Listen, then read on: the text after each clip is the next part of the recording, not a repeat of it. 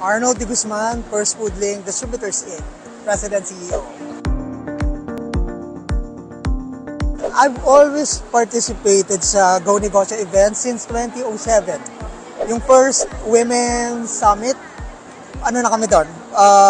Exhibitor? Ano lang, palaging ganon. Until December, may nag-invite sa akin to mentor. Siguro with I've been doing business since I was 24. So, mga 30 years na wala yun, no?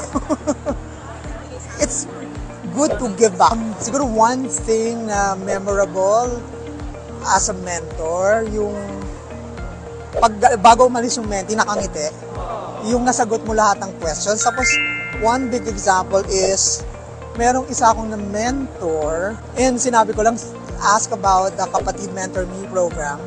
And recently, sumali siya at nakagraduate na siya. In-acknowledge niya during the presentation na I was the one who inspired him to improve and join the KMME program.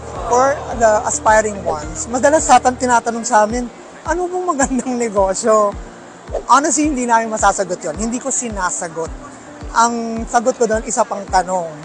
So, ano bang hilig mo? Ano bang gusto mo? It's best na ikaw yung mag-decide kasi ikaw yung magtatrabaho for it eh. I'm very, very thankful. Kasi kami noon, wala naman kaming mapuntahan eh. Wala kaming matanungan.